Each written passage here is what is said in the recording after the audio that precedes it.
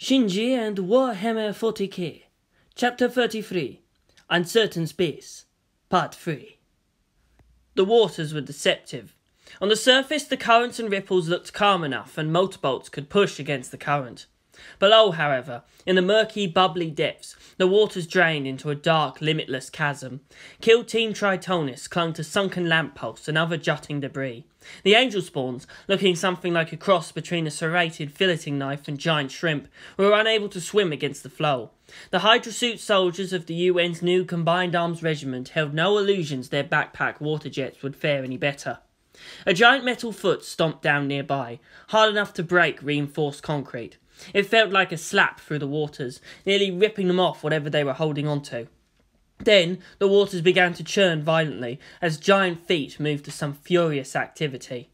Sergeant De Leon, who was volunteered to test out the new experimental suits and doctrine, cursed at his all too predictable fate.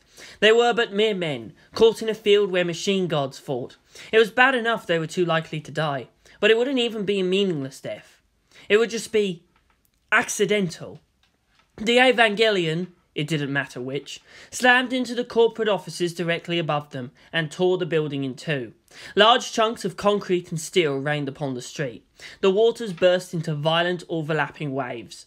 Sergeant De Leon saw a pink Toyota hurtling towards him, and one of the other Tritonists clinging to it. His comms were filled with a variety of harsh, if incoherent, babbling. "Yeah, of course," he sighed at the luck.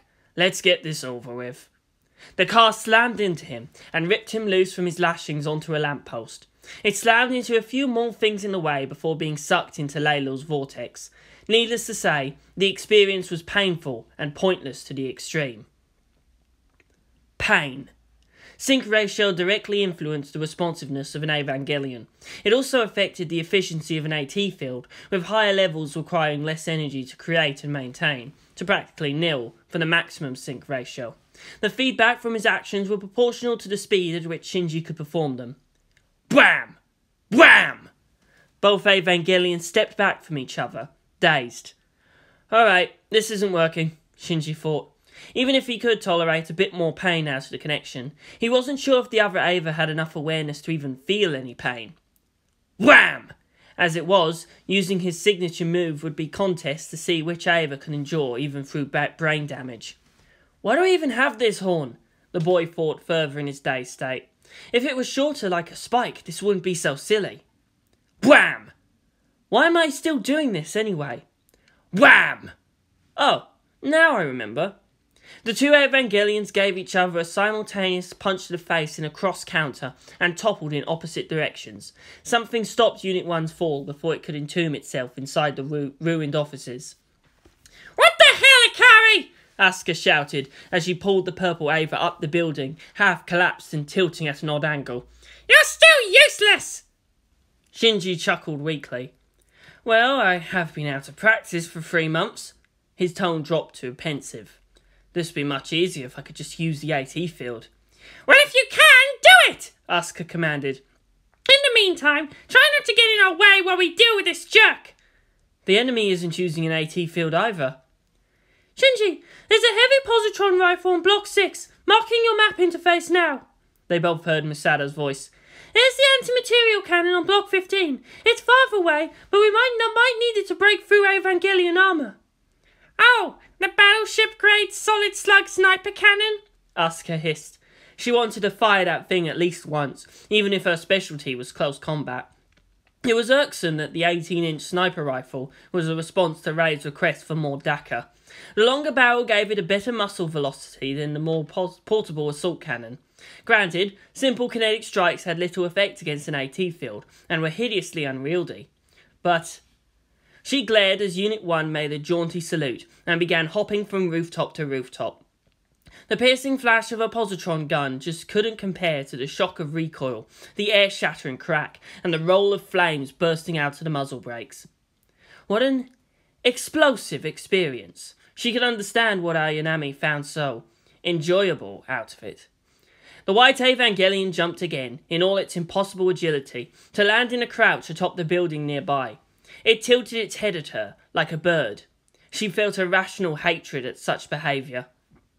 Her chain axe spun, She screamed and leapt. It seemed she would have to get her satisfaction another way. Meanwhile, the comparatively clunky Trident Land Dreadnought strained to get on a rooftop. Brawler configuration gave it 2 usable hands, however the stubby length of its limbs still limited the war machine. Slowly, gouging out handholds from a medium commercial block, it managed. Its feet dug into the reinforced concrete, but fortunately most structures in Tokyo 3 were built to support more than just the weight of their materials and expected internal stresses. Like most skyscrapers, walls no longer needed to support their own weight, which made the buildings vulnerable from the sides. "Crap," said Corporal Vince Nagato, driver for Magno's Tancred. For the first time, he had a good look at the spreading disaster. Most of Tokyo 3 was swallowed up by dark waters, and the taller buildings poked up like spiny islands. "It was hard enough getting up here. We're stuck if things start sinking again." Mana prodded him with her boot and rubbed at her own shoulders. "What are you complaining about? All you have to do is drive. I'm the one who has to move the arms. We're still too far from the action. Ugh! Damn Avers! Damn your long limbs! Curse my limited rotation of armature!" The 2 older soldiers sighed at just how easily she ignored the prospect of their futile demise. The commercial block they sought refuge in had several more taller buildings, but what with the land dreadnoughts just pitiful attempts at jumping, they were stuck there. Mana Kirishima seethed as she watched the Evangelions hop along with such ease, from building to building and across wide avenues. The War Machine's battle recorder took in the only reliable video of the fight. It was like an old kung fu movie, minus all the wires. Little booms followed their jumps, from cracking constructs to the occasional bug attack. Unit 4 used a large chunk of skyscraper facings to parry Unit 2's chain axe. As the bit chewed through the concrete, the White Ava bent backwards and kicked up through the cloud of dust, obscuring the Red Ava's field of vision. Hitting the wrist, the chain axe then tumbled out of Asuka's grip. "What the? I just used that move a few minutes ago!" She jumped off the side of the building after her weapon. "Ray!" Unit 0 needed no further instruction. It flared its AT field for wider protection, covering Unit 2 as it had to change the composition of its own field. The chain axe jumped back into its hand. Asuka pushed with her field to change directions in midair, gouging out a deep groove in the building as she broke her descent. The White Ava had jumped right after her, and it swooped down with open arms like a bird of prey. Asuka grit her teeth. Her one-handed grip to keep herself from falling left an opening that would take a fraction of a second too long to correct. She had no idea what would happen if she directly touched the Dirac Sea surface, but it was likely a bad thing. There was a far-off boom. Unit 4 twisted aside and slammed right into the building's facade. Asuka plunged her chain axe's handle in to secure herself and prepared for it to appear, burrowing through a building's innards again. She felt it burst through the other side. The air broke apart. In the distance, there were more and smaller explosive sounds. "Soyu, I must provide a barrier for pilot to carry," she heard Ray say. "About time you did something useful!" Asuka shouted over to the next comm channel. "That's good. Just stay out of our way and do what you can." "I missed," Shinji replied. "This thing's too heavy. I don't think I can provide close support, Asuka. I might hit you instead, next time you go in swinging." "Better than no support anyway." She opened up a window to NERV Command Center. "I need an update! Where's it now?" Magi switched through its battery of sensors, from thermal to radar to seismic and more besides, and came up with nothing. Maya felt both frustration and disbelief. Unit 1 cowered behind the market row as flying bugs above battered his position.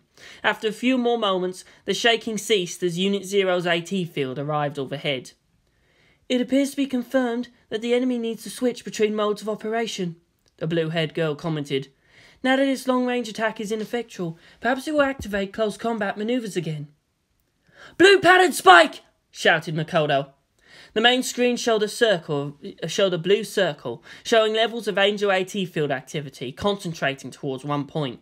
It was the Trident that had the clearest view, as it happened right in front. The White Ava leapt out of the waters in a reverse dive and vaulted right over the land dreadnought's head. Waters drizzled in a light rain upon the red and black machine. Mana Kirishima screamed at the insult of being ignored. "Shinji! It's going at you!" Asuka shouted. The angel appeared halfway the distance between her and Shinji, and on the opposite angle from Ray. Shinji grinned and set aside the heavy assault cannon. Type T equipment was different from the full Titanicus loadout, with just shoulder battery packs, some helm assembly for the head and an abbreviated chest plate. Even with just that, his movements were sluggish. The Purple Ava roared its challenge at the approaching enemy. "What the hell are you doing? You're no match for it right now!" "I know," he replied softly. "Please, Asuka, let me try something for a while." He could have challenged her team leader status, or thrown in that she couldn't do anything anyway while so far away. But he still gave her the respect she had earned. Whatever he learned in those 3 months, at least it seemed he still remembered what was important. "All right," she whispered. "I'm counting on you, Baka Shinji." They had faith in each other. Wham! Both Evangelions led with their foreheads in the biggest headbutt ever. They reeled from the impact, then swung a haymaker at each other's jaws. Wham! They began to trade blows while not moving a step. Unlike Asuka, whose sheer ferocity forced the White Ava to fight under the fence, something not entirely successful given the relative inexperience of the mind behind its movements, or Rei's own graceful, soft martial arts methods of redirecting force, which also served her well, given that the enemy seemed confused at having to slow down its own movements.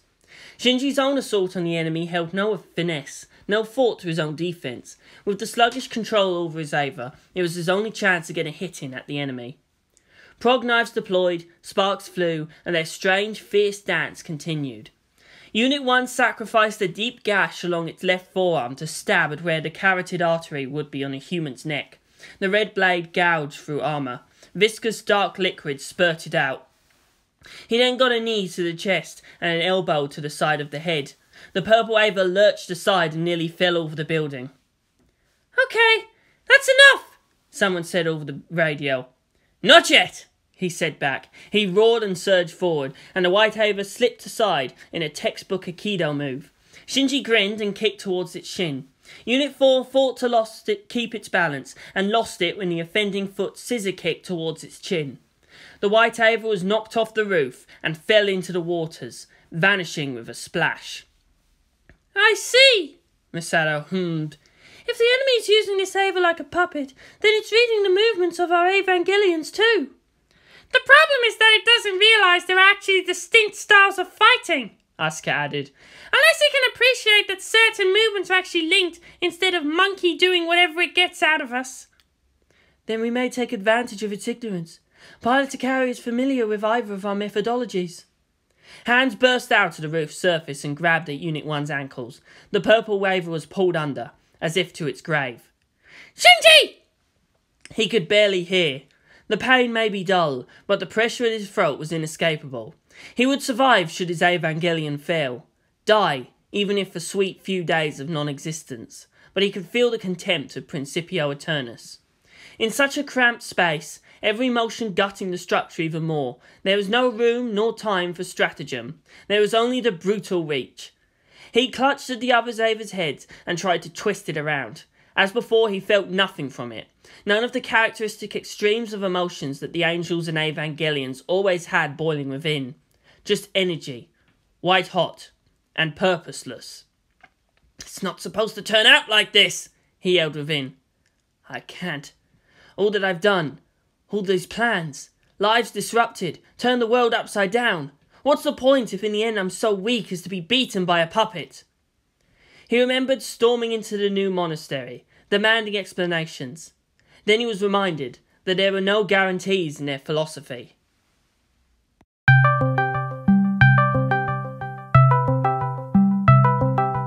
"Done all we could, Breach of contract, where does it say? Never signed one. No. "I know you can make proper sentence structures, old man. I read your memoirs." Wrote a word of it, never I did. Told it to my own grandson, I did. Wrote it down, he did. Several times had to stop him from poisoning me, while collecting my thoughts we were." "I feel for his pain."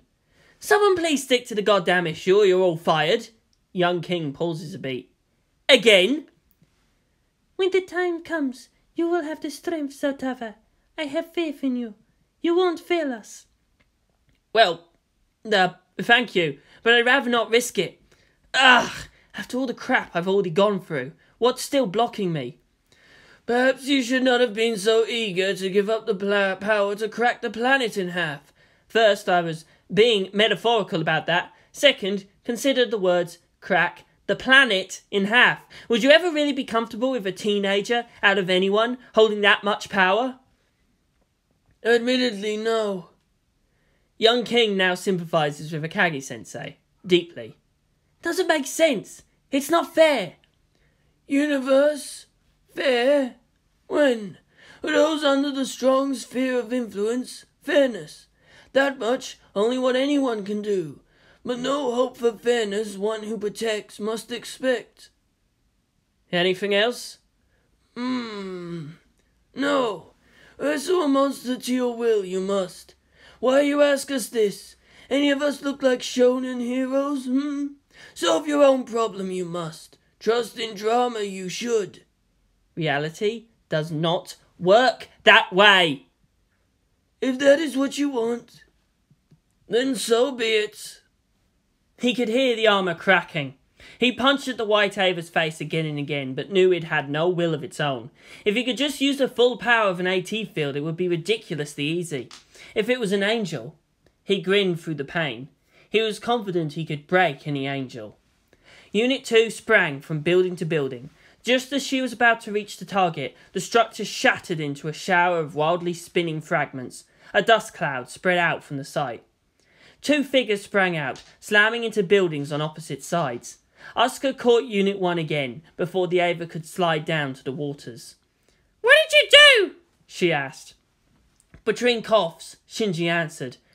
Whose bright idea was it to make Evangelion scale grenades? Remind me to thank him or her.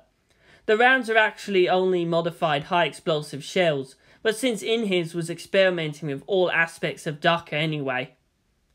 That explosion's a little too big for a handful of great grenades.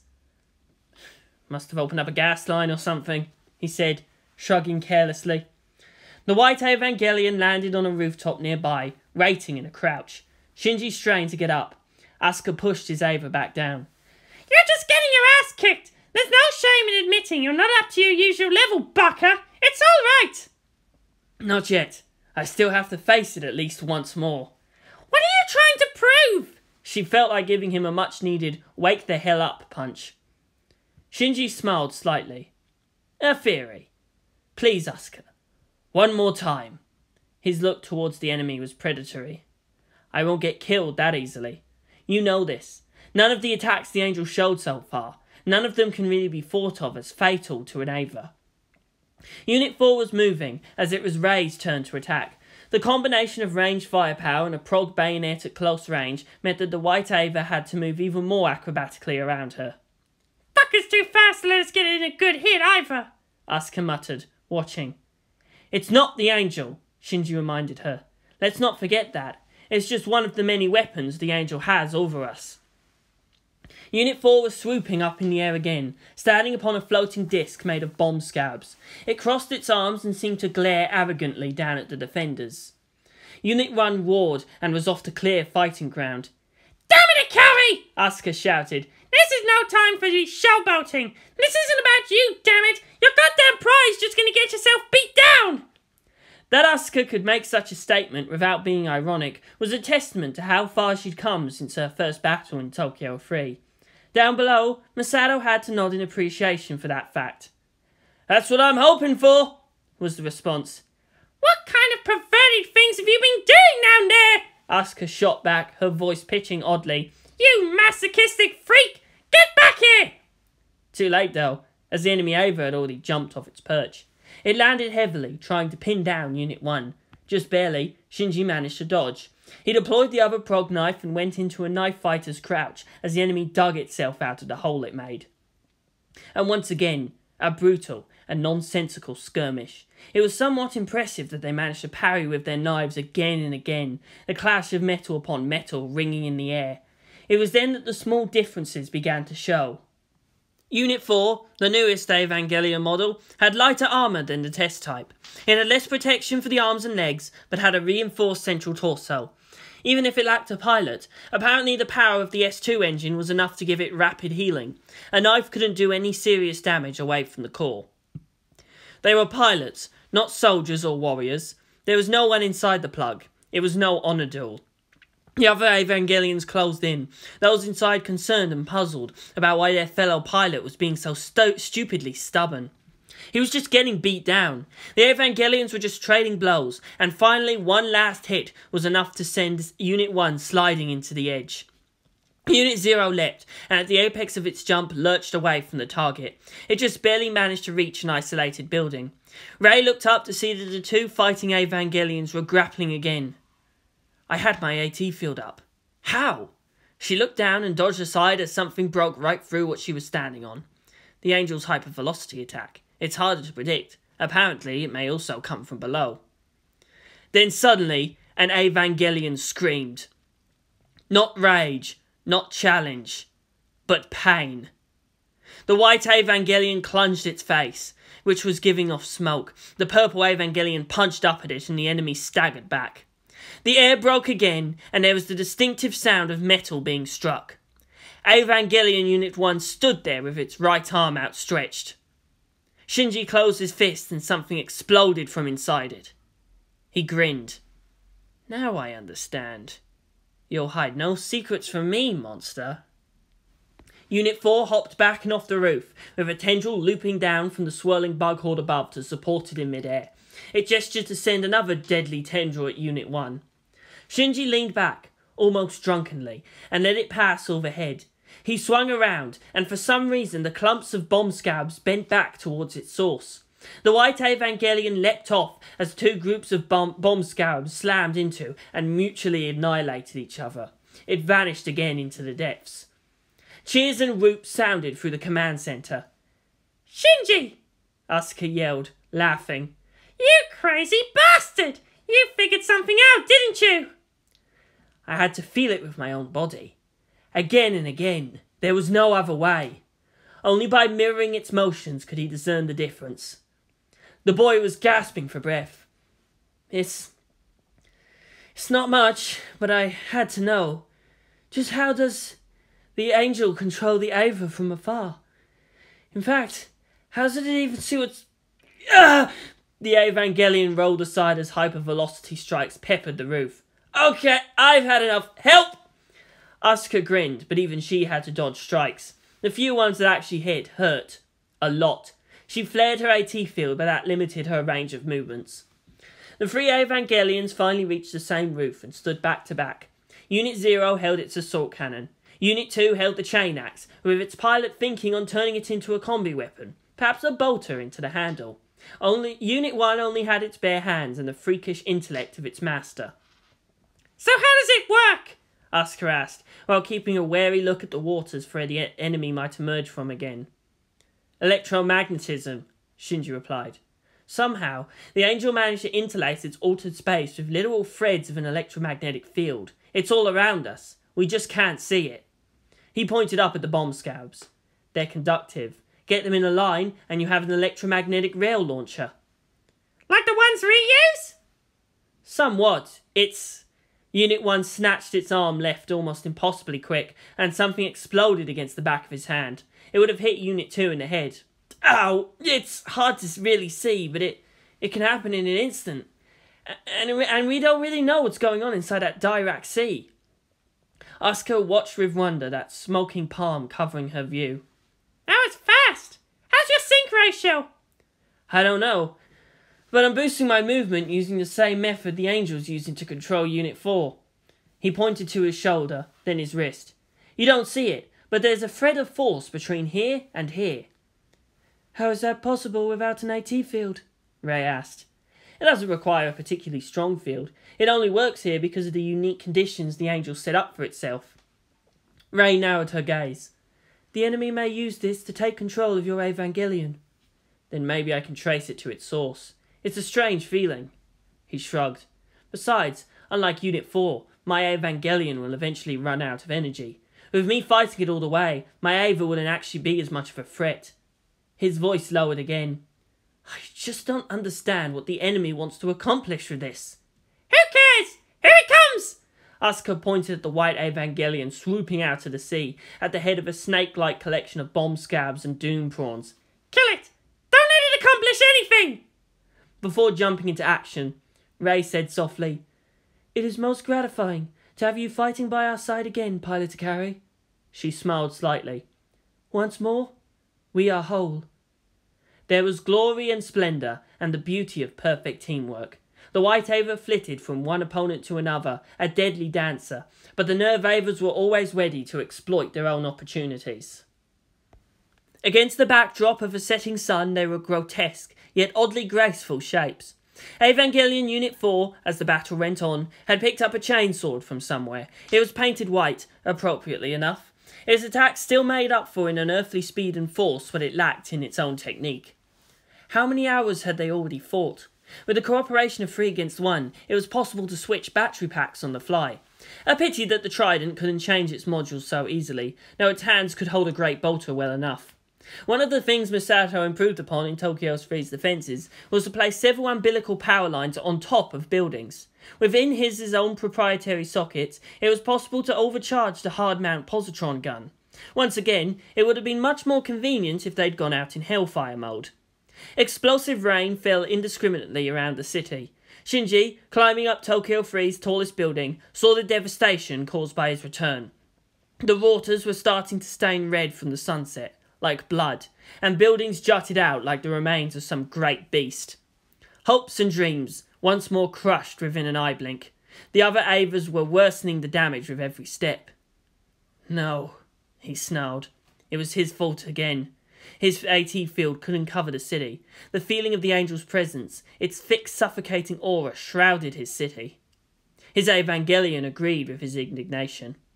Principio Eternus showed the Angel folly of unfolding it in an electromagnetic field. Lightning erupted from its fingers in a worthy Palpatine impression, and scoured a large swath of bomb scabs from the sky. Shinji stared down at his hands. That shouldn't have worked. Whatever increase she wanted to make had to be set aside, as Asuka took the chance to attack the enemy while its movements temporarily slowed to a crawl. The switch to full and hostile attention was still immediate though. With its chain axe as a counterweight, Unit 2 could perform equally mystifying acts of acrobatics, clashing with the enemy in mid-air. They both landed on opposite blocks from that they started with, but Unit 4 made 2 dull thumps as it came down. Its right arm was hacked off close to the shoulder. The White Ava turned and roared, its eyes flashing with sudden awareness. White tendrils lashed out from the wound to wrap around the amputated limb and bring it closer. It simply stuck it back on. White flesh burbled around the wound and subsided. It tested the limb and roared again at the red Evangelion. The light in its eyes faded as it crouched to attack. "Oh, come on!" Asuka yelled. "That's not fair! Is that a standard feature of the new models?" Ritsuko's voice came through with, "Not as far as I know. Maya, I need a dump of the vision log." "Do you think the worms work on Evangelions now?" Masato asked. "They're based on angel cells, same as the Ava. I've tested it. The main barrier is that Evangelions are just too large to be affected. But angels, and by extension Avas, have proven capable of their own rapid regeneration before." "Asuka, this thing's testing us." "I think that's pretty obvious by now, Masato," the red-haired girl shot back. "We don't know if capturing it is another sweet trap like what happened to the Earth's cradle. Since it's not using an AT field, if we don't want the city to start eating N2 mines, you've got to kill it now. Wounding strikes to slow it down won't work. We need to coordinate for a single fatal blow." "Like what with the bugs overhead, any airstrike has a chance to get through. But all right. What makes you think we'd have to wait for someone else to do the deed?" A respectful silence filled the command centre. What with the enemy's agility, an N2 strike would have to be large enough to break through Evangelion armour, and in sufficient numbers to saturate its escape routes. Or more likely, given that it could just flee into the sea, delivered point blank to its face by another Ava. "Fine. Let's flip a coin for that later." She let her own Ava roar. "Come on, you puppet! Die, you doll!" Blam! Click, click. Bam! Click, click. Blam! In his had a rather obsessive bent towards providing NERV with Ava-scale weapons of every sort. NERV was the first to build the Great Bolter, and derivatives thereof. They also had the lead on more exotic forms of hostile expression. Though both institutions were no longer rivals, they still competed on some unseen level. Hence the prevailing attitude that while NERV may rule with biotechnology, without proper help their weapons just sucked. In his arms may not be fancy, but they were rude and reliable. NERV focused on powerful, if slow-firing weapons, such as positron laser and particle beams, while in his built up an armoury of rapid-fire large-bore guns. Anything that a human could use. Hell, anything that a tank or battleship could hold may be scaled up for an Ava. Material stresses be damned. Hence, among other things, the Evangelion Great Boomstick shotgun. It may not be as intimidating as the huge assault cannon or capable of as much dakka as the Great Bolter, but Ray found she rather liked the weapon. The white Evangelion was running away from her, and if her Ava could use its mouth it would have let out a mad cackle. Unit 0 chose not to do anything spectacular, but its performance was solid and unshakable in critical support for the others. She'd already gone through several changes of weapons and battery packs. The enemy had learned to fear the ranged advantage.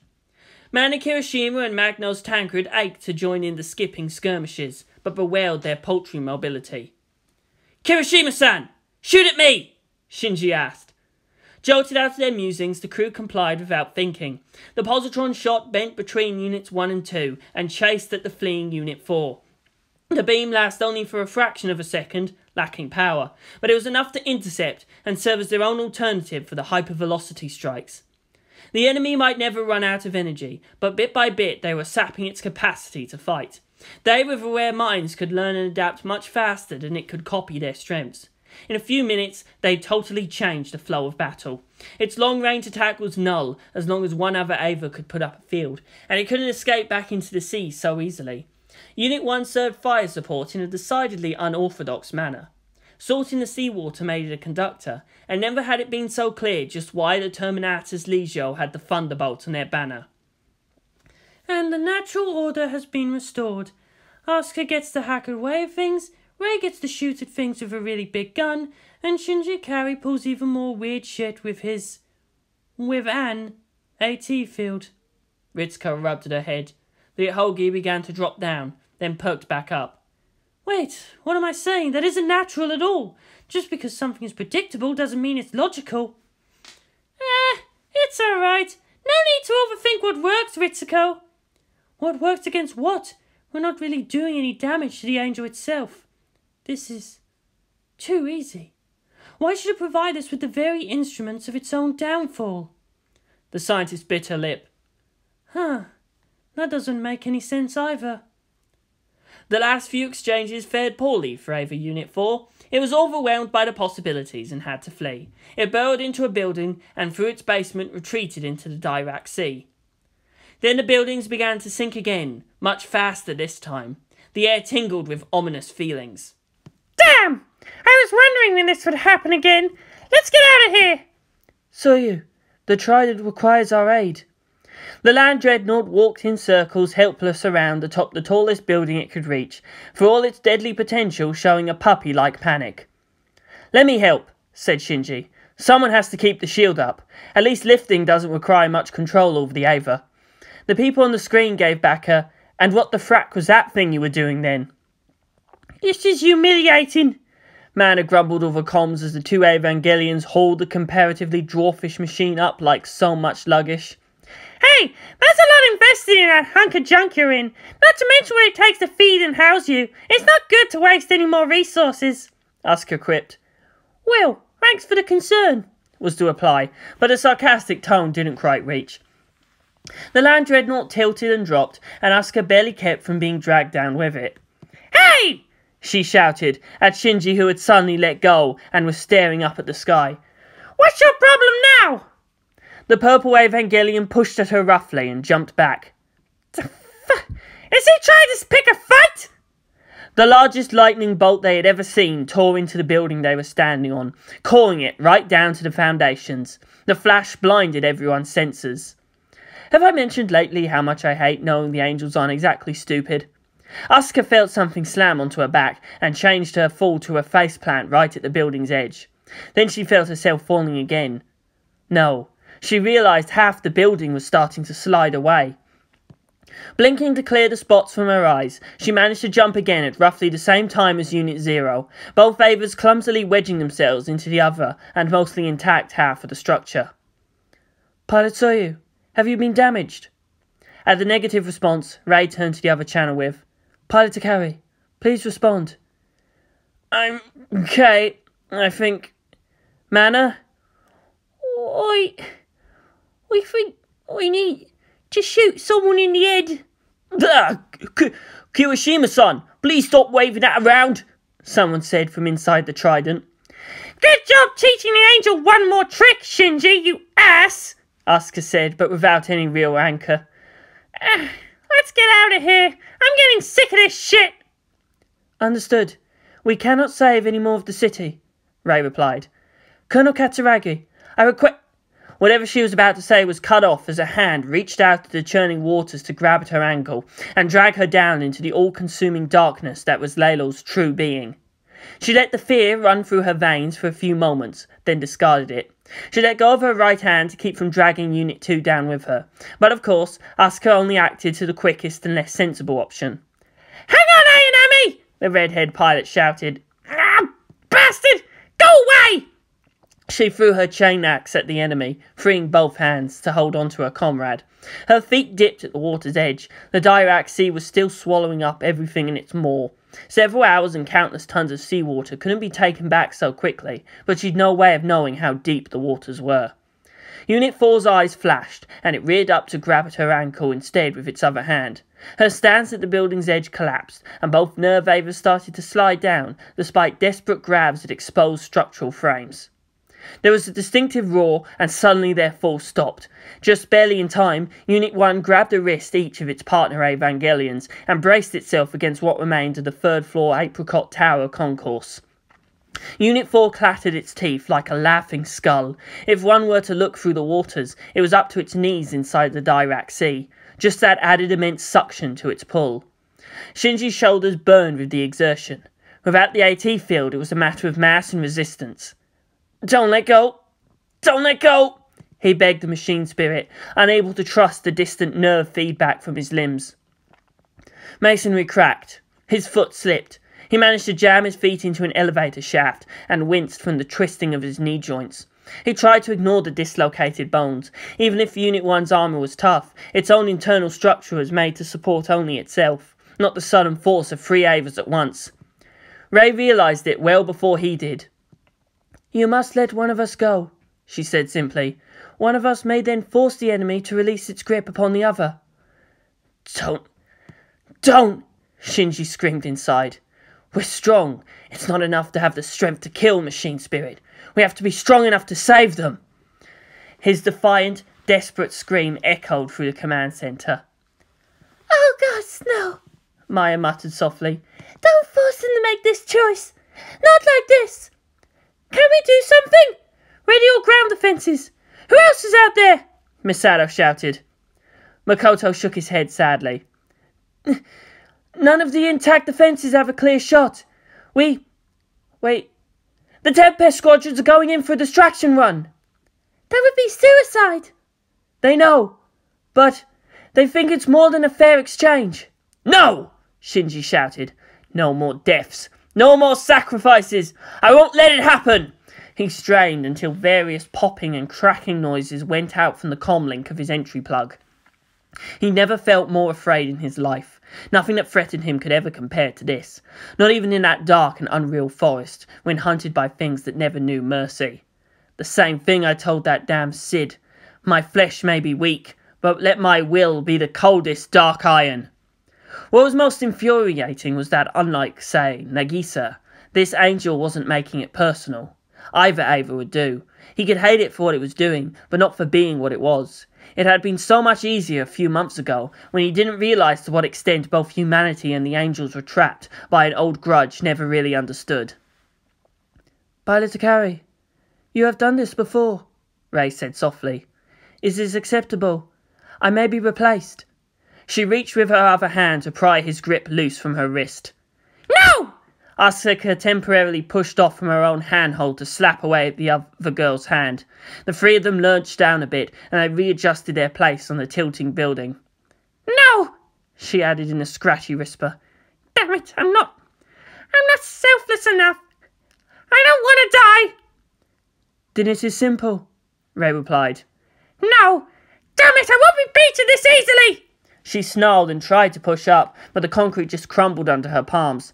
Let go, damn it! Fucking Angel! Her other foot was wedging her into place. She couldn't risk it. Come on, we can get through this! Shinji screamed. Everyone could distinctly see Unit 1's left arm was longer than the other, the Titan shoulder modules already bent at a steep angle from the torso. Move! Move! Mana screamed as well. Magno's Tancred was flat on its back, its armour still smoking faintly. This is where we're most needed! Move, you blasted machine! We don't break that easily! Even the red emergency lights of the Trident were broken. The arm controls swung without resistance. The others in that dark place pretended they couldn't hear her sobs. There was nothing they could say or do that would help. Pilot to carry. One must fall, or we will all fall today, Ray said even more firmly. I'm the most expendable of us. No one's expendable! Asuka screeched. The team's strength depends upon its unity. This simple thing. We can't let this beat us. He is in pain. He will die rather than choose between us. I will not let that happen. Ray's voice was higher and more resolute than they had ever heard before. If it is your desire to save this world, if you have any regard for him or I, then you will let me do this. You are not as selfish as you may think, Soryu.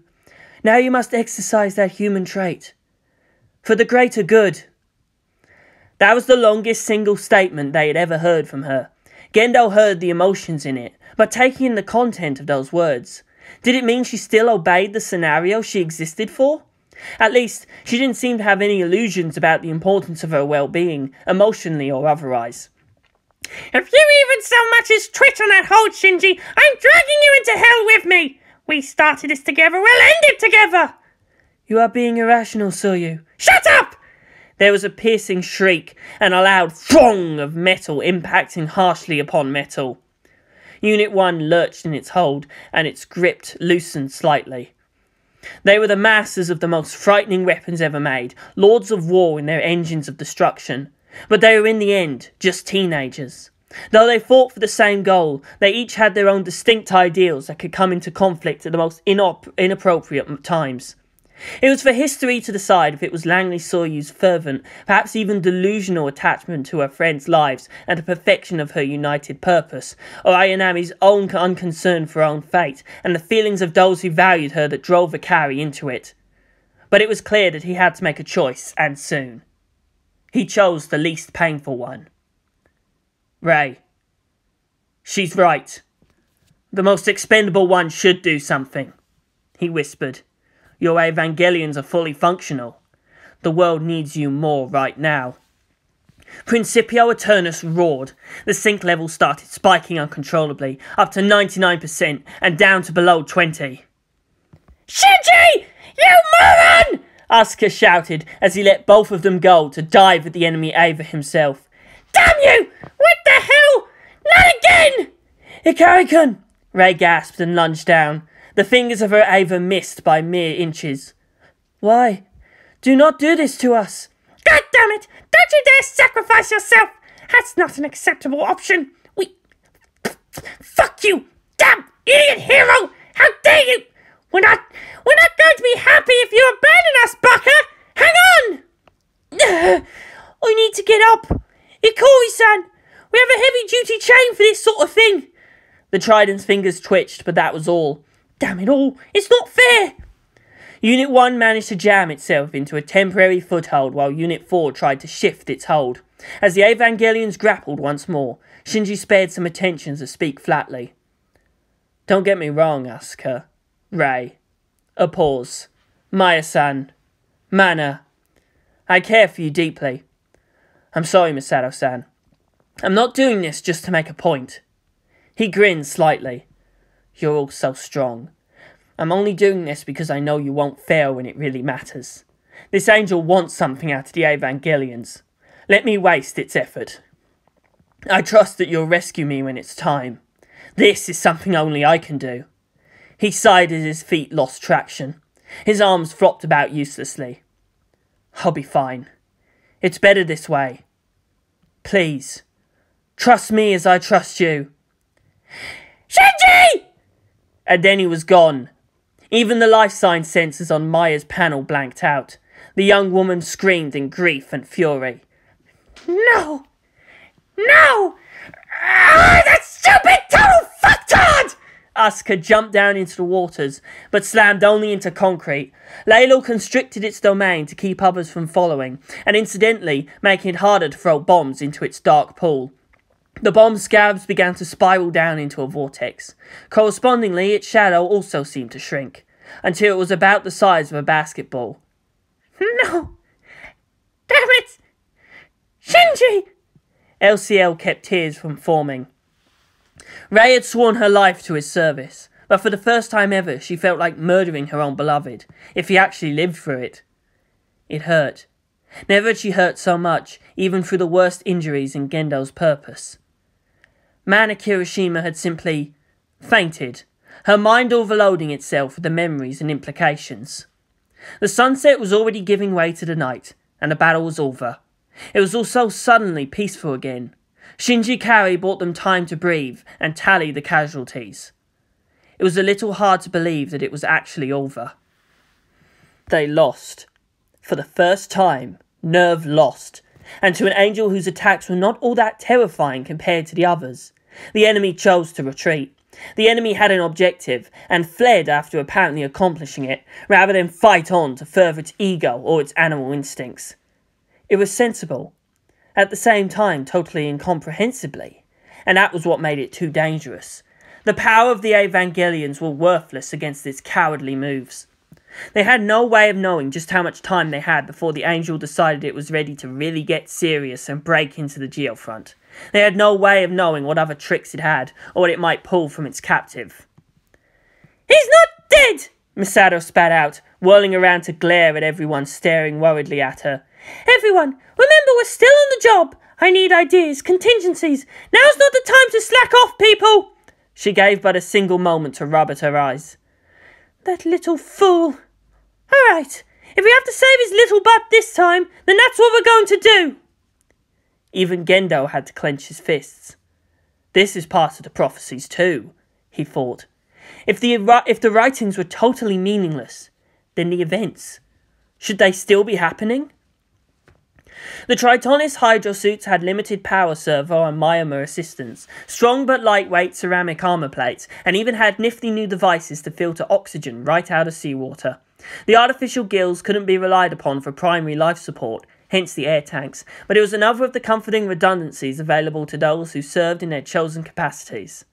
Even with all those features, the Tritonis suits were a steal at around $225,000, compared to Terminatus, over $30 million, and the Psychana, much of which was handcrafted, but still pegged at over $5 million in material value, armoured combat suits. Sergeant Angelo De Leon woke up groggy. The suit was rated for greater pressures than just banging into things, and the fact was perhaps what he owed his life.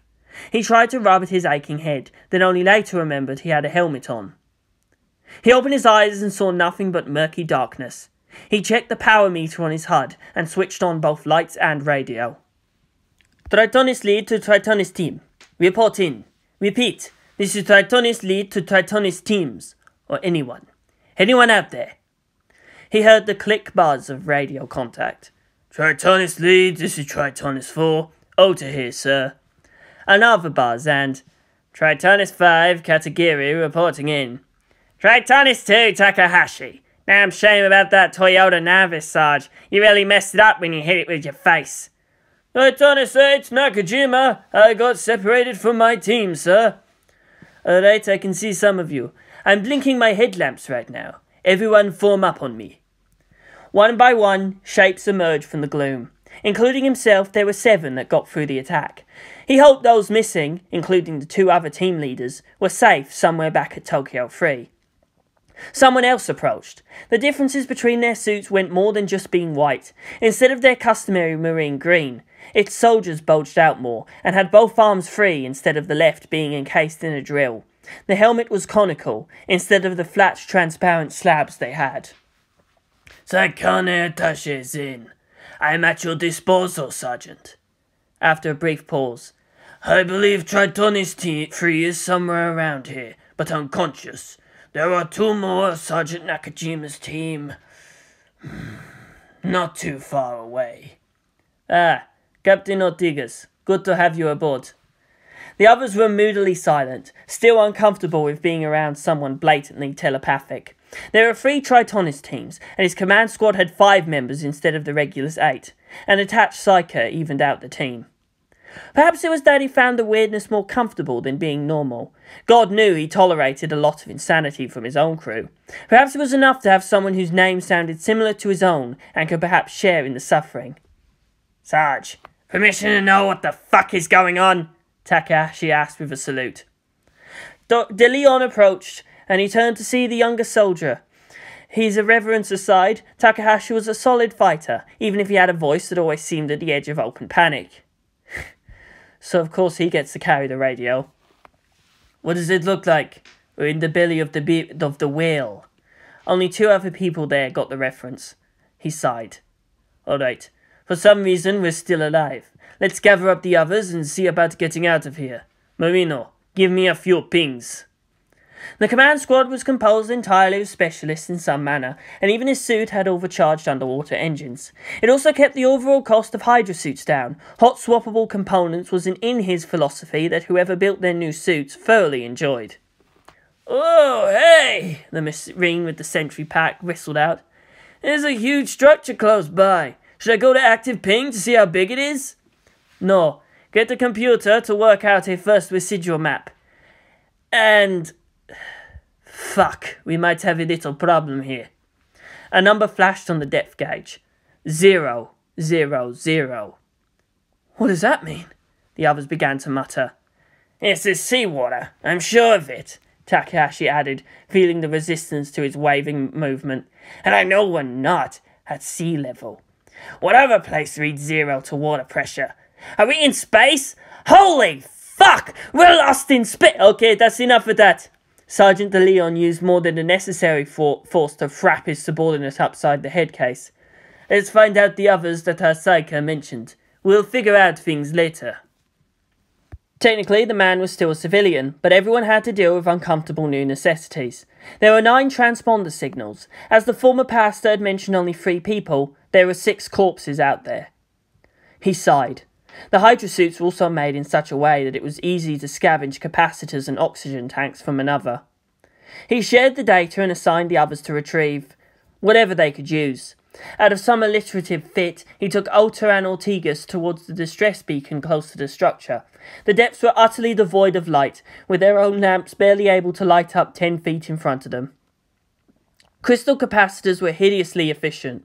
The teams decided it might cost them their sanity to understand how they worked, but it was enough to know that with apparatus designed to extract breathable air from seawater, their air tanks could be stretched out up to several hours more than just their contents. Dr. Leon felt some shamed that he felt much more relief at finding the capacitors and air tanks still mostly full, than sadness and regret at seeing the Tritonus soldier had a cracked faceplate. That done, they can now turn their attention to the huge structure nearby. The murky conditions and limited sonar meant they had very little idea of just how big it was. The portion they could see seemed to be a massive carved pillar.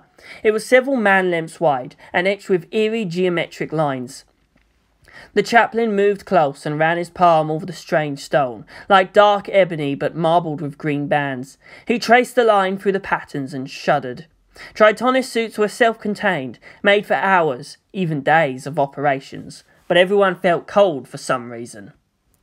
I don't know what this is, muttered the psychic, but I'm willing to bet that all of this, from the base of this pillar up to the top, it's all one single line, never intersecting itself. That's insane, the sergeant said, amazed at the dedication, or compulsive insanity, of the builders. I know. Alter began running a high-resolution scan of his sonar, and their shared link began to show more pillars, what looked like towers and crenellations, spheres and odd shapes, jutting sections with even more odd protrusions, perhaps even statues the size of skyscrapers. All in all, like a city, wrapped around an irregular and unknowable mass. He began to hyperventilate. "Riley! We found Riley!" he screamed out, his voice breaking. "You're surprisingly well read," Sergeant De Leon said offhand to the big guy of the group. "And enough. You're acting like Takahashi." "To be fair, it could also be Atlantis, or Lemuria." "You're not helping," he added to the psychic. Shortly after, the others began to arrive. Their numbers bolstered, the Tritonist kill teams had to consider their options. For the moment, they had to merge into one team. Their second problem, they had nothing to kill. "We can't hope for rescue. Who cares about us grunts? We'll have to get out of here on our own while we still have air and power." "How do we do that if we don't even know which way's up, Sarge?" asked Katagiri. "First, how big is this thing?" he asked Ota. "Kilometers wide or tall, at the very least." "Looks like we don't have a choice. Maybe there's an air pocket somewhere. We don't even know what this thing is. Maybe there's something in it we can use."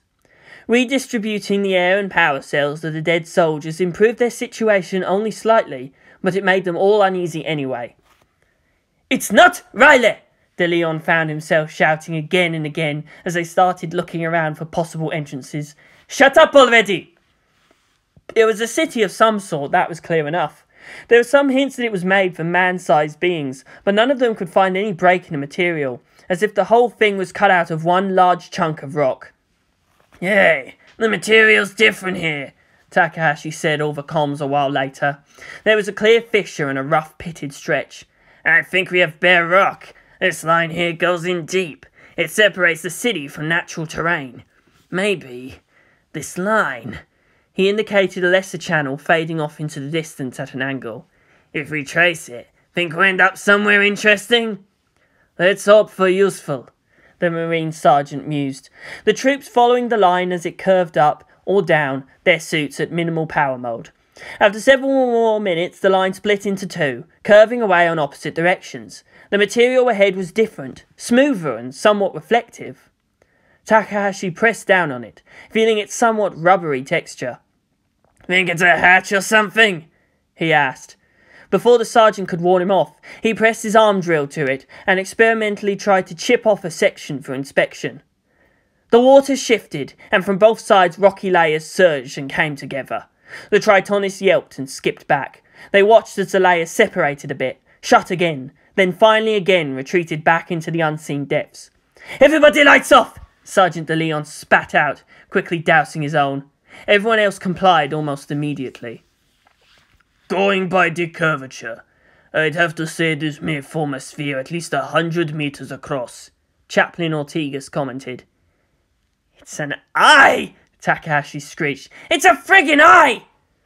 "We're gonna die," someone said hoarsely. "We're dead meat. Kami-sama, how big do you think its teeth are?" "No, we're not. Everybody just shut up and think." De Leon too had to take several deep, calming breaths. Okay. As long as we don't disturb it, we're safe. It's not going to eat us. We're tiny. There's no point. It's like trying to eat a mosquito. We just don't give it a reason to notice and try to swat us. Hell, it might not even be able to. Water would slow down something this big. Relax, you bastards. So far, it looks like we're pretty safe. You sure, sir? No, I'm not sure, but this thing isn't our problem. Why are we whispering? Oda asked. I mean, it doesn't affect radio that much after all. If it's capable of detecting us, then volume doesn't matter. A pause. De Leon lifted a finger. Good point. Alright, let's backtrack. Don't touch the skin, or whatever the hell that is. That said, it was still a somber group that drifted back.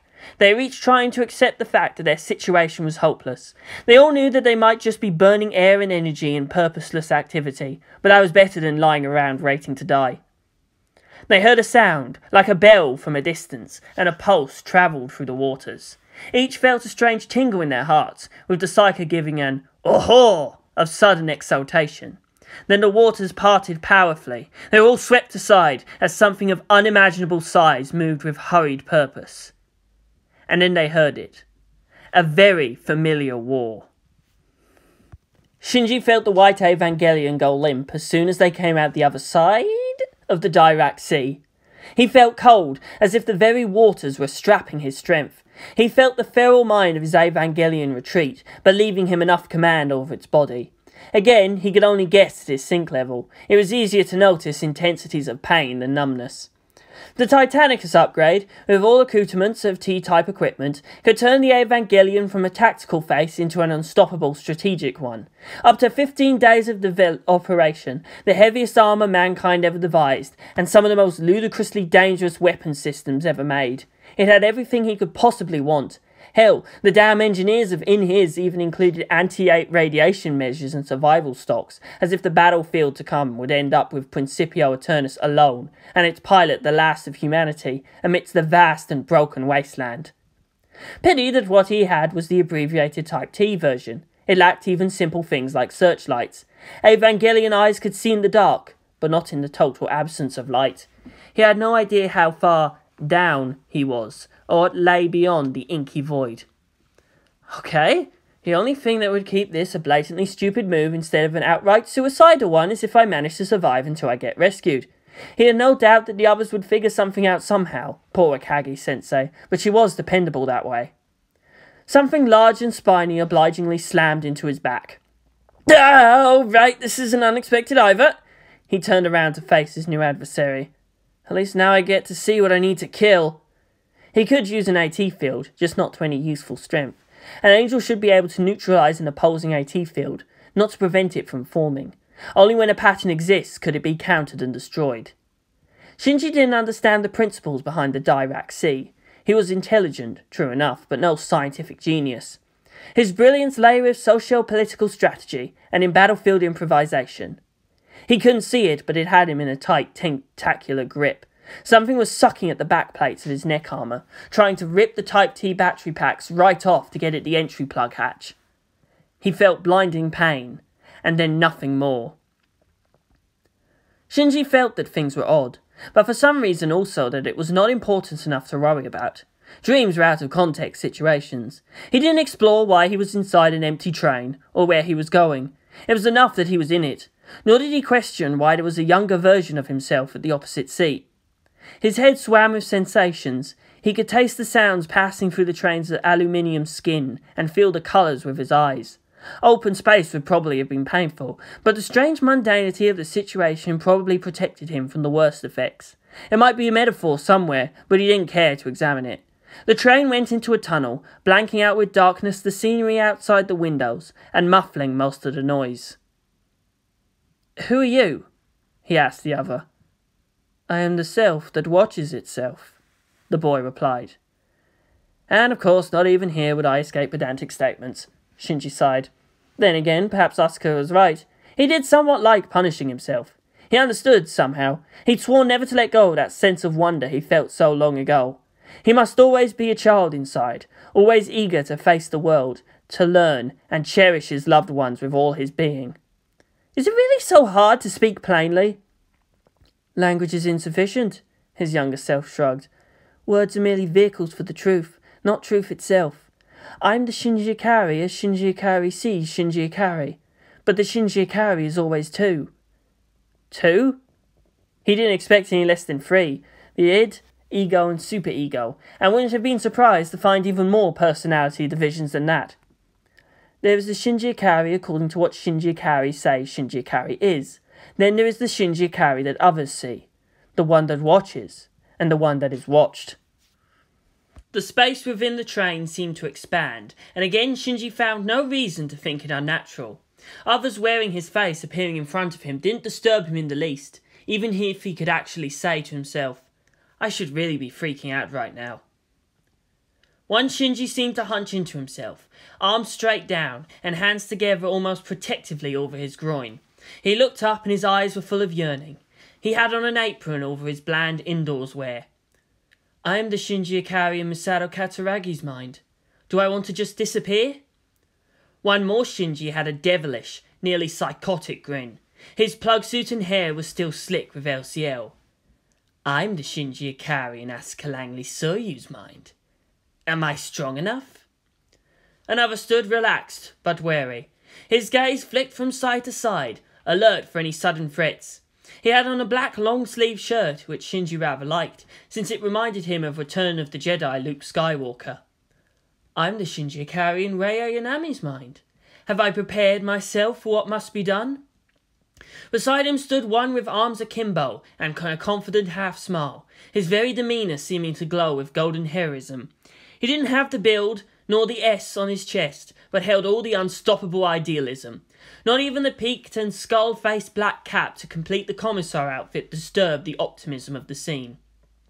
I'm the Shinji Ikari in Man Akirishima's mind. Do I really care about what happens to those who need me? Next up had his palms together in a prayerful pose. When he looked up, his eye glittered with cold fury. I'm the Shinji Ikari in Mayabuki's mind. How many of my enemies must I see broken before I'm satisfied? And so on. To mould a scenario, Shinji necessarily needed to know enough of how other people would think, and how to present them with what they wanted. Their convictions had to resonate for anything useful to happen. Apparently, Gendo Ikari would occasionally and disturbingly see his son wearing the longer hairstyle of his wife. Ritsuko Akagi had a Shinji contemplating orange-tinted sunglasses in his hand. Toji had a buddy Shinji in the uniform and headband of an old shonen cliché protagonist, the delinquent's boss and school guardian. Kensuke's was much similar, but with a rocket launcher. On and on and on. So many Shinjis, as seen by so many people. They filled the horizon. Why the hell should a train cabin have a horizon? He blinked, and things were as they once were. He had to look up, for his younger self was not creepily close. Are you afraid? We can never control the ourselves that is in others. We are always incomplete. We are in pain. He was. As he'd said before, who raised the face of humanity for him? Giving the fighters better ways to fight also decreased their chances of getting killed. His eyes were wide. His pulse was loud. He was terrified. There's always pain, Shinji replied hoarsely. There's always fear. There's always sacrifice.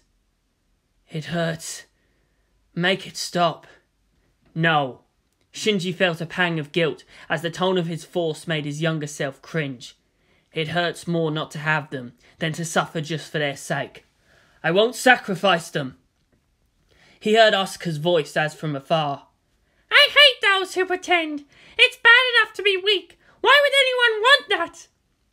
The emotions of all those months ago, it came flooding back. His hands were shaking again, the rage at his own weakness. If only he was faster. If only he could kill with a look. The taste of desperation was at the roof of his mouth. Fortunately, he had remembered. Victory comes from strength and skill, but not necessarily all from one source. The Evangelions saved Asuka. That incident helped mould his later choices. What was he without the Evangelions? He respected and was grateful for the power of the machine gods.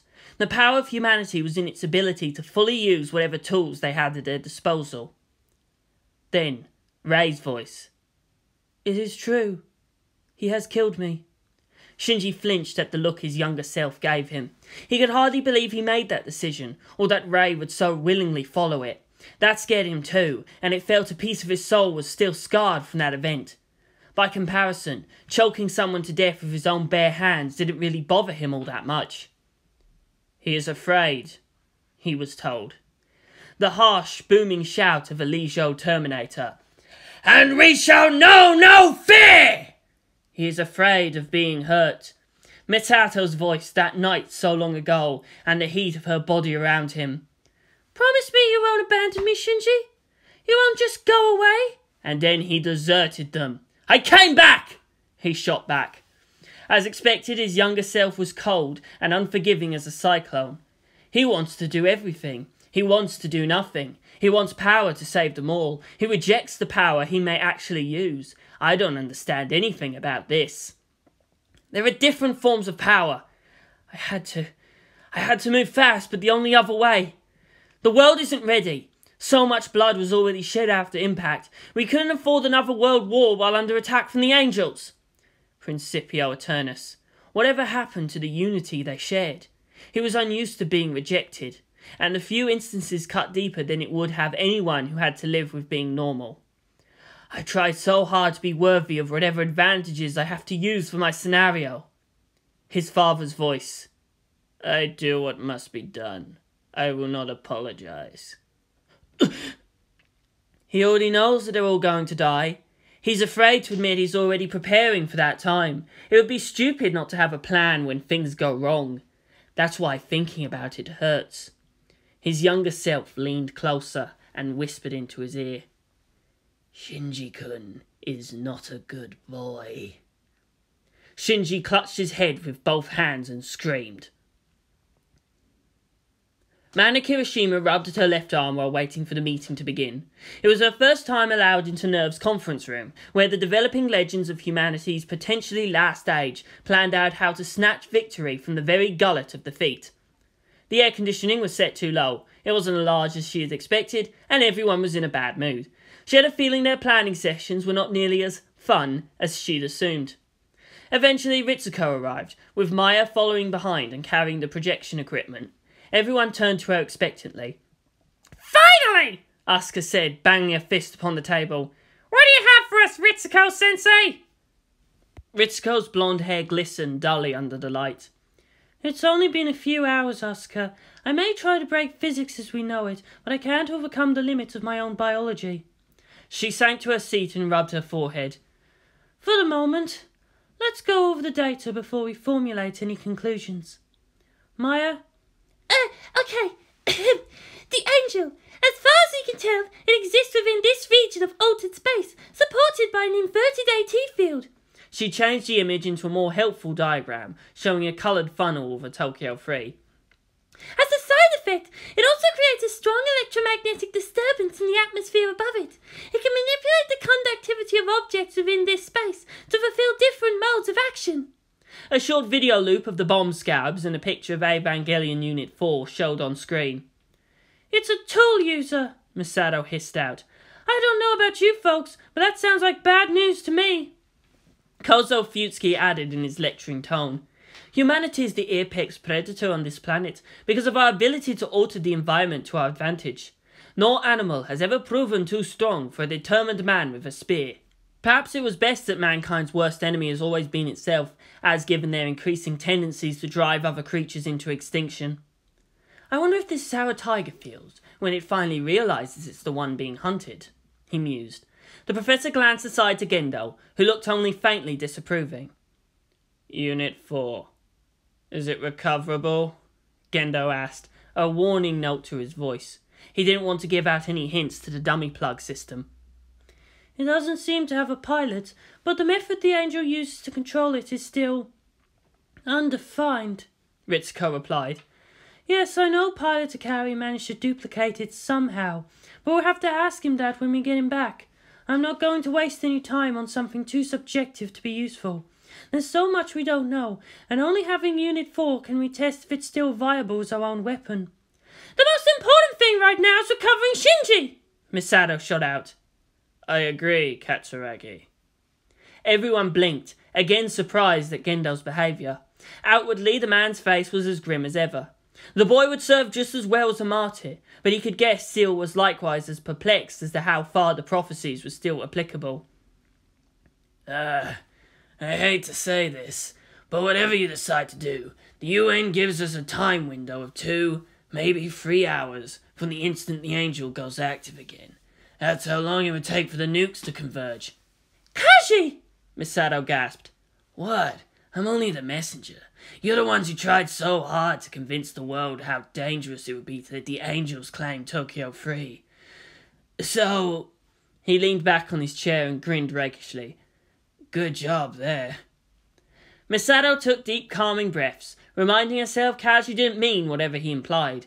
After all, everyone would make sure he remained at ground zero if the worst would happen. You have sufficient N2 stocks to carry out a similar strike. Their help in that area is not necessary, Gendo added. Akagi, how feasible is this situation for the angel? You just said earlier recovering the pilot was our first priority, Misato shouted at him. He frowned slightly. Unit 1 must be recovered intact. One must plan for the worst before taking the optimistic option, Katsuragi. However, we still have 2 other Evangelions if the angel makes recovery far too risky. Do you believe Pilot Akari would have it any other way? It was disturbing to them how easily they could understand Shinji's actions if put under context of what would Gendo Akari do if he wasn't such an immoral and self-serving bastard.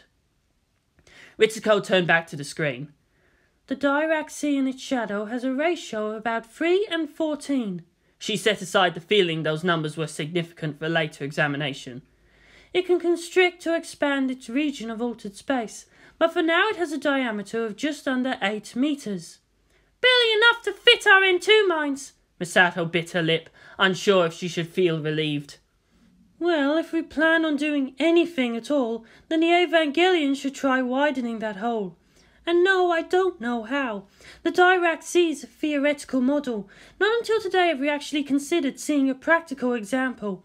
Even with the AT field, the energy required to keep it stable is... Ritsuko huffed.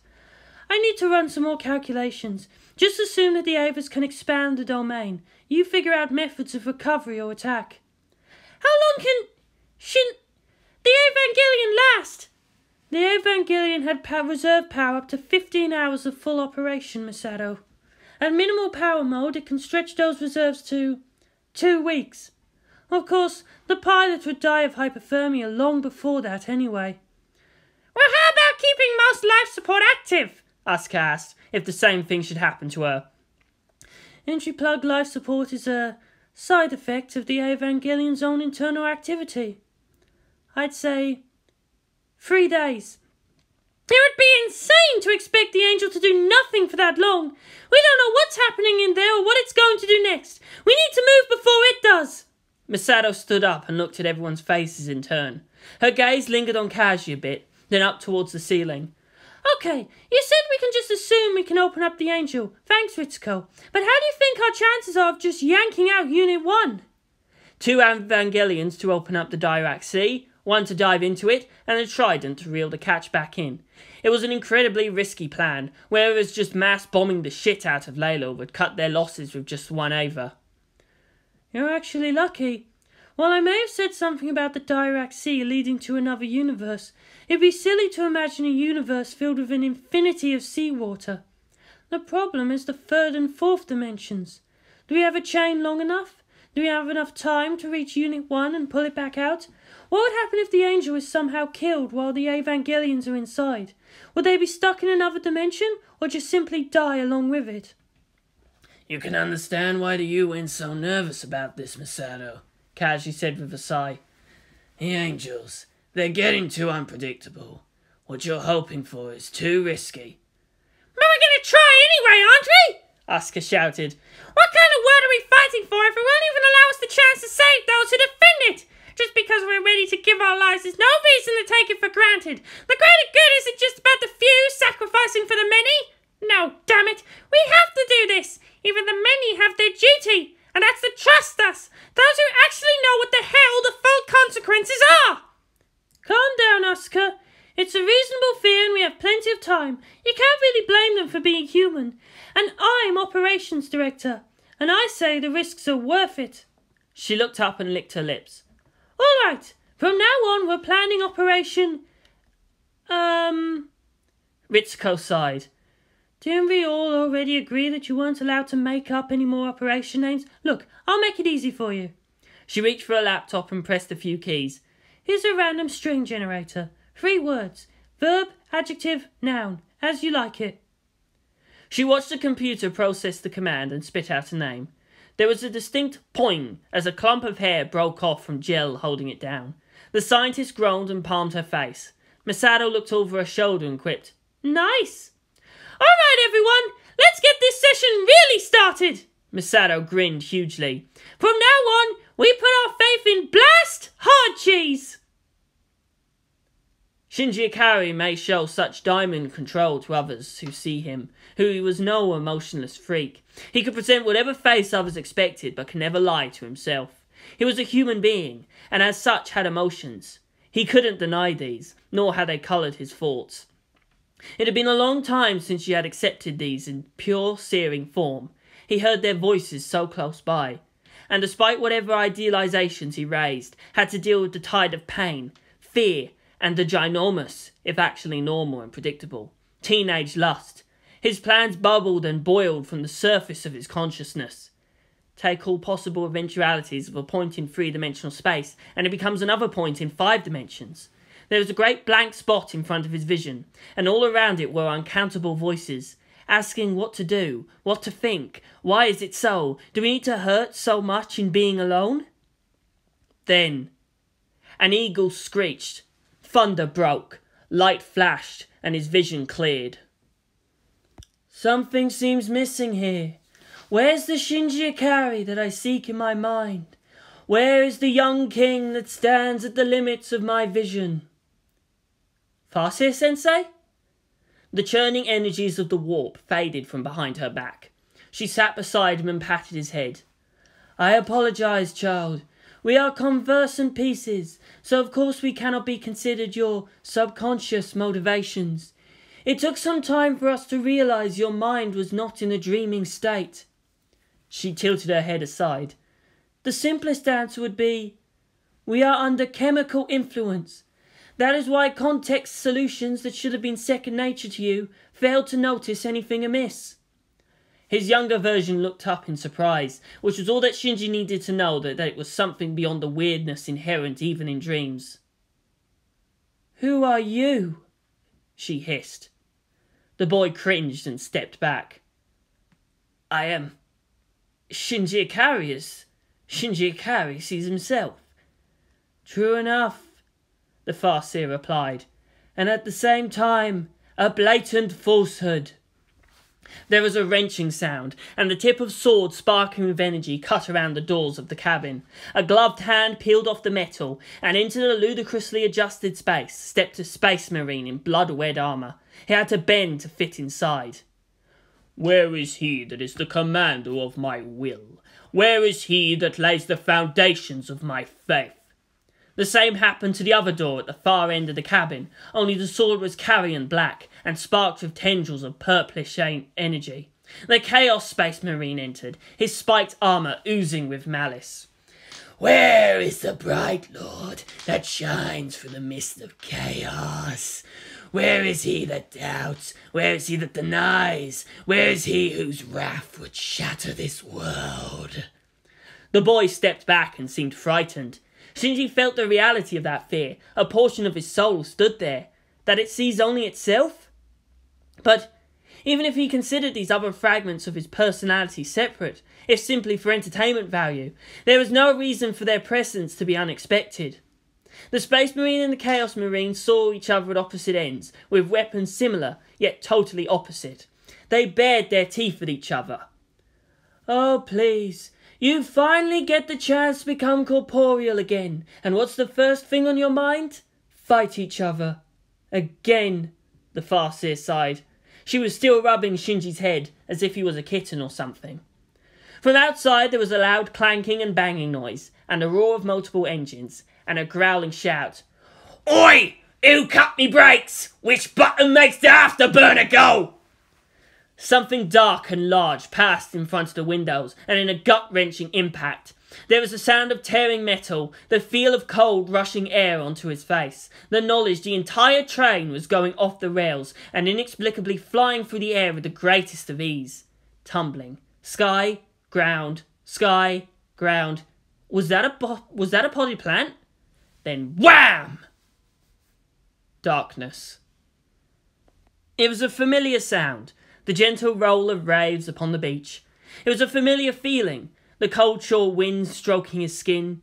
He tried to sit up and opened his eyes. Ugh! His mouth tasted bitter, and it was as if knives were being driven into his skull. Be at ease, my young king. Even the mind must acknowledge that it is born of the brain, which is held aloft by the body. Slowly, we are recovering connections to your true self. Blinking, slowly Shinji took in he was in that beach so long ago. He looked up to see his younger self standing upon the waters. He clutched at the back of his head, feeling a burning pain there. His shoulders, his wrists, and his left side just below the ribs felt as if pierced by large meat hooks. Beside him, the Farseer took off her mask, and she sneered again at the false vision. Her armour was bone white, faintly flickering with sparks of energy. Her night black skirt and cloak fluttered in the wind, eldritch runes glowing blue upon the cloth. Behind her, the Space Marine and Chaos Marine approached, twisted reflections of each other. They stood superhumanly tall, the weight of their armour sinking deep prints into the sand, and their weapons already at the ready. Behind them was the monstrously large form of the War Boss, which dwarfed even the fruits of Adeptus Astartes implants and armour. He thumped at his own head with his power claw. The energy through the blades tingled and he laughed, showing the jagged teeth inside his oversized jaw. He walked over, hunched and clumsy, in his clunky assortment of boxy parts and gears and oversized guns that served as his heavy armour. And behind him was a mangled train wreck. One of the cabins was pierced through by a war truck, which then exploded for no readily apparent reason. Shinji decided to ignore whatever all this was metaphor for, but he had to admit it was such a relief to see them again. He turned back to the ocean. I see. For all the angel's grand gestures and its ominous appearance, we were all misled.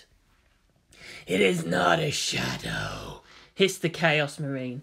It is a mirror, even as it fills our veins full of poison and sets our flesh stinging from corruption.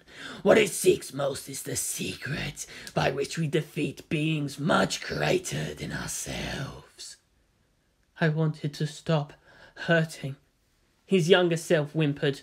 One by one, other versions of Shinji Ikari began to rise from the ocean. The waters were silvery under the sun, and each persona showed a flickering reflection.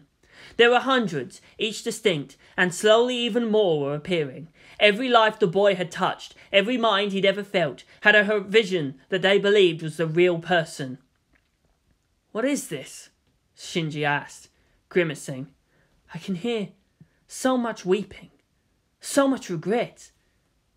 I don't want anybody to die ever again. I don't want to lose what I know now, the boy whispered. The others around him echoed. I know it now. I still don't understand. They all die. Everything dies. Where is it that the Xeno may place its trust? In its terrible power? In the multiplication of its abilities? In copying our force of arms? No army is big enough to conquer the galaxy. The Space Marine lifted his power sword. But faith alone can overturn the universe. The great enemy lacks imagination. The immortal fears death most of all, and cannot imagine how it is we keep on succeeding on what should have been impossible. We Eldar know this best. The pain of losing such a light upon the cosmos, the absence made even keener by how long it has shared its warmth. What's this? What's name? Doing being all emo and stuff. We's not gonna hold back from stomping no pimply grot. You do not know the meaning of sacrifice, creature, and you are as gods unto yourselves. Your blood calls out, but no one answers. You cannot offer the bright lord that which is a debasement of the power he already holds. He pretends, the boy snarled. He's alone, but not alone. If he does not stop hurting, then he will die. What is the terror of death? That we die our work incomplete? He stabbed his sword into the sand. What is the joy of life? He knelt before it, then drew it again to point at the sea and the vision there. To die, knowing our task is done. We know death, and we know suffering. Let us educate you on your misconceptions of their meaning. Shinji took a deep breath and stood up. He gave his younger self a commanding gaze. Answer me this, then. Where's the Shinji Ikari as the angels see him? His younger self screamed and began to claw at his own face. It hurts. I don't want to go back. Angels didn't even realise humans were sentient beings for a long time. The Evangelion, their enemy, they couldn't conceive these could be anything other than a corrupt and flawed version of themselves. His screeches of pain were echoed by the reflections all around, the frenzied sounds mixing together into a throaty roar. All of them began to writhe and pull their eyeballs from their sockets. Bright light issued forth from within their skulls. Blood dripping down their faces turned black, while their skin and clothes seemed to rot away from their bodies in crackling flakes. The silvery surface of the ocean flowed up, etching away at the flesh, burning what it touched. Shinji winced. He could feel an echo of the horrific experience. As each of his other selves finally burst into bluish flame, his own breath steamed up. He gasped hard for cool air into his lungs. Mist rolled in from the sea, from the evaporated waters beneath false pyres. A figure stepped out from the fog, long-limbed and clawed. It was humanoid, roughly the size of a young male teen, but utterly featureless. Its skin seemed to be formed of some black, leathery material that drank in all light, and sparks of energy crawled across its body. Its face was noseless, but had large, round, glowing eyes, like a night scavenger caught by surprise. It opened its beak like maw and screeched. Strange burning light shot from deep within. Other similar figures emerged, more and more, and their animal screeches began to fill the air. This was how the angels saw Shinji Ikari. Something they didn't understand, but became their boogeyman. It was the furthest they could imagine, something so intrinsically inimitable to their kind. The power within the Evangelions. Beings of pure murder. I accept this offering in the spirit in which it is given, Shinji said flatly. He glanced aside to his advisors. They are afraid because they do not understand. They hate because they do not grasp. Now let them know, let them feel, and let them see what it's like to have despair. The twisted reflection screeched and charged out en masse. Shinji felt the fast his arms envelop him again, and they both teleported away just before they would have been overrun. Now this is more like it! I've been waiting! The war boss yelled out eager, hobbling forward and swinging his weapons. It's time for a right and proper roar! His double blaster cannon ripped into the centre of the swarm, but the shadowy mass merely had other figures clamber over the fallen. Then let it be done. Cleanse! The Space Marine dived into combat. Purge! The bolt pistol in his right hand scattered a group. Kill! With the power sword in his left hand, he cut a swath through their ranks. For the Emperor! By the mighty axe of corn! The Chaos Marine kept a two-handed grip on his sword, but baleful flames licked at the blade, and he could lash out with it as a cleaving whip of unholy energy. Let this world be cut open! One of the shadowy creatures gashed into his face with its claws, and his blood pulsed out. It combusted into black flame into anything it touched, and the thing that dared wounded him died, screaming and in pain. Laka laka! Stomp and slash! Ugh! The war boss scythed through whole packs of the enemy with his massive power claw, popping heads right off of the neck. What's that doing, you runts? Is that all you got? The chaotic scratching, screeching, biting black mass suddenly parted. One of the shadowy figures was half crouched at the other open end, like a wolf baying at the beam. It opened its mouth and screamed out a beam of boiling black energy. Thought the war boss, as the blast knocked his bulk up into the air and crashed on his back. He wobbled like a hapless green turtle and roared in outrage. He was instantly swarmed over by more of the enemy. There was a boom as the orc set off a stick bomb point blank in front of his own face just to give himself some breathing room. The Space Marine and his traitor counterpart were hard to pin down, every single movement killed. One of the shadowy reflections opened its mouth to scream out, its beam of pain and fear and hate distilled, but it just ate a bolt round before it could fire anything off. Something clanked off his shoulder and he turned to look. Over the melee, somehow the two engineered superhuman warriors now stood pauldron to pauldron. It took great strength of will not to turn his swing and cut down the traitor where he stood. What is this lunacy? Can you not fight by yourself?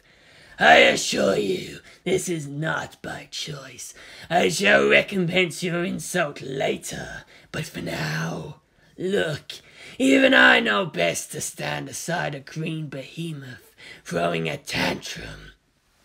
Indeed, the war boss was going berserk. He seemed to have forgone shooting the enemy with unusually large caliber automatic slug guns, but to maul them with a club made out of other shadow creatures, squished together and bound by glue like spit and machine oil. And have I mentioned he is on fire? Shadowy creatures clawing at the war boss so long tended to combust too, leading them to screeching array in pain, landing on the others, filling the beach, thereby setting even more aflame, and so on.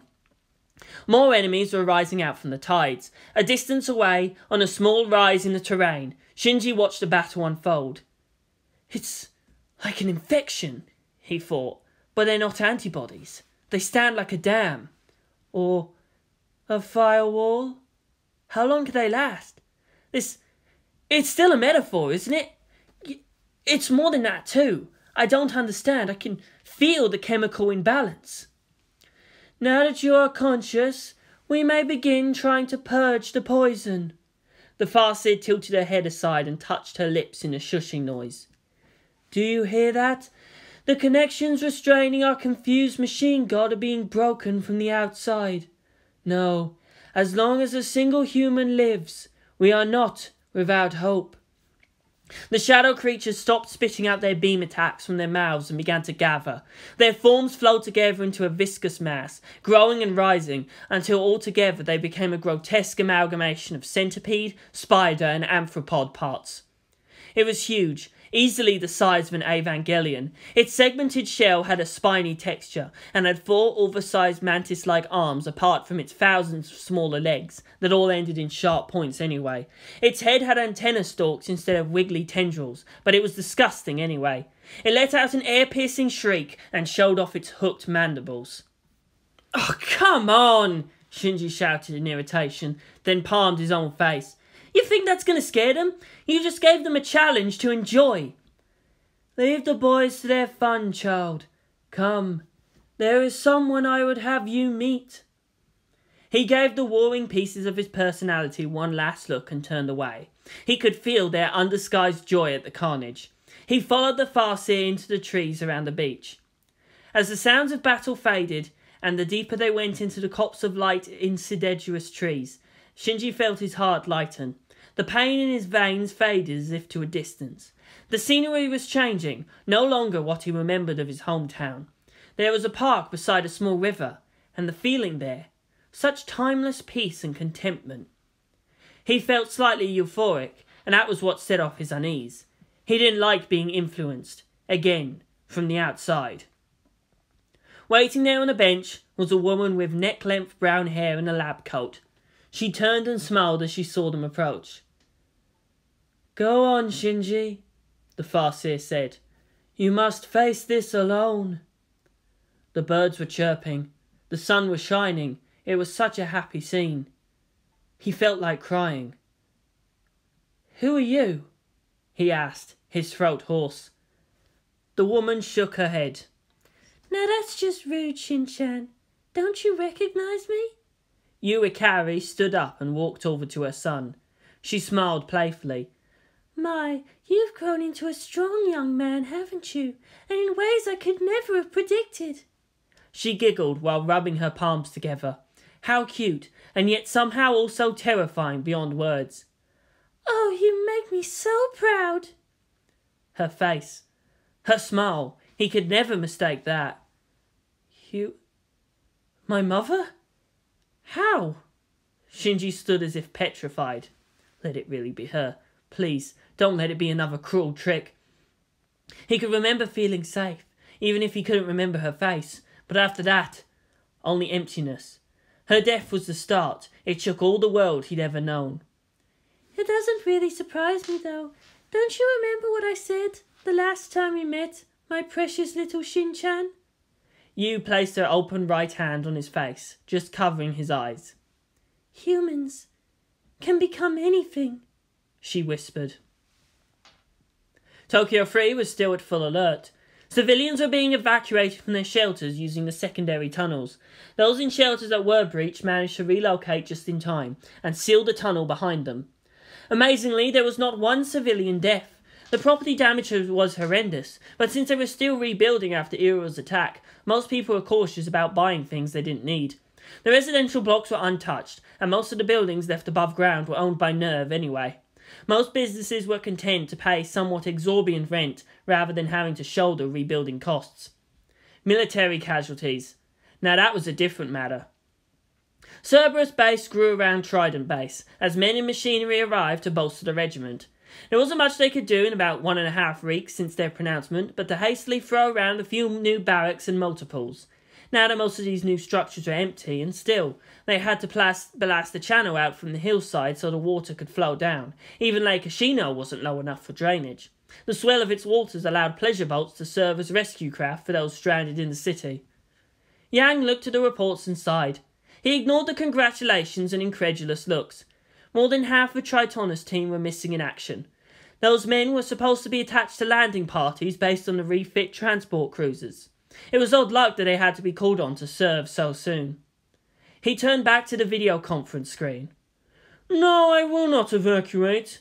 If you have to launch, then do so. He held up his hand to stifle further protests. Enough! China's strong, and you don't need me around anymore. This, however, isn't a problem that may be solved by deciding to just up and invade. Being that he was still in the command centre, there were suspicious looks at that. Yang chuckled lightly, then casually turned back to the screen. It's 2016, he said with a shrug. History was done. That was his own personal credo. One had to learn from it and move on. The golden age of man was always in the future, not the nostalgia of the past. NERV has given over the launch window. I suggest you make use of that while it's still possible. He closed the connection. What? He asked, amused at the looks the others were giving him. You have no problems with being nuked again by the Americans, then the Russians and perhaps the French. But strikes from China bother you? Colonel Nasuno made as if to say something, then realised it didn't really matter. We may not have strategic reserves, but it's not going to be pretty if someone misses the launch window, he shrugged. It's a crazy plan anyway, so chances are that we might just live through this. At that, Yang had to laugh. It was somewhat bitter. Despite everything, this place still gives me hope.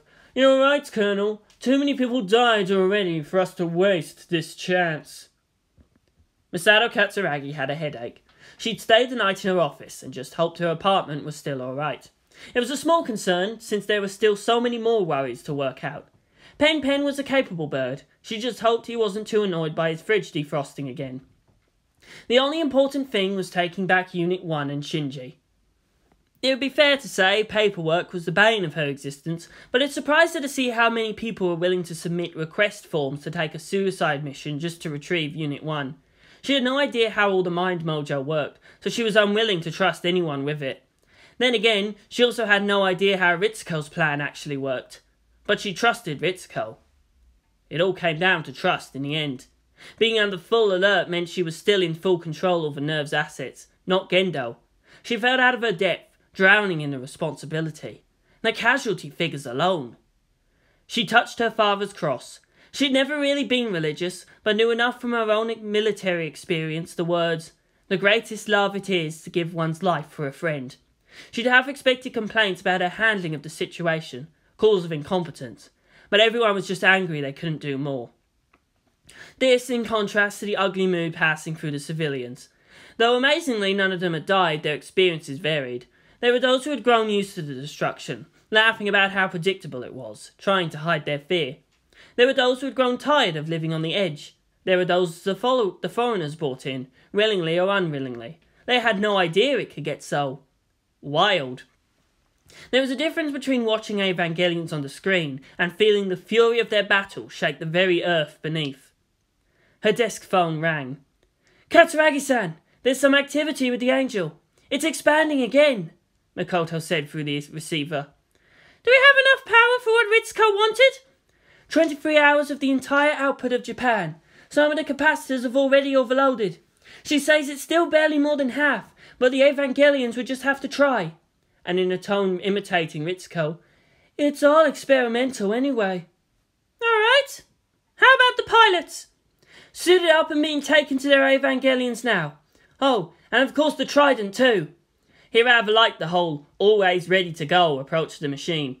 "Since it can't fit into the launch rails, it's waiting at one of the outside elevators." Masato nodded. "Good. Let's get this done." Pen Pen stood on the Katsuragi apartment's veranda, watching the waters drain away.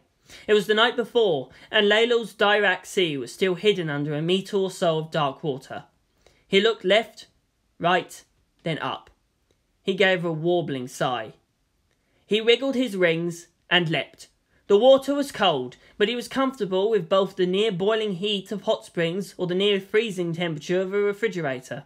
He never before swam the ocean, though, and something in the atavistic regions of his brain was exulting. Was it how his ancestors felt, being both predator and prey? He liked humans. Well, not all of them, but the few he knew were worth keeping their species. They tried to restrict Leliel's region as much as they were able, but Pen wasn't surprised that they would so utterly fail to spot a penguin completely bypassing their protection zones. He knew he was somewhat of a freak, a hot springs penguin, a flightless bird that nonetheless needed a flotation device to swim. He dived down to street level and waddled towards the light-devouring pool in the pavement. The suction was much less through that approach. He stared down at it, the water flow pulling at the colourful feathers that seemed like his eyebrows. That was part of why Misato found him worthy of recruiting from the labs. He was the first bird she'd ever seen that seemed capable of expression. He jumped into Leliel's void, knowing that there was something that only he could do.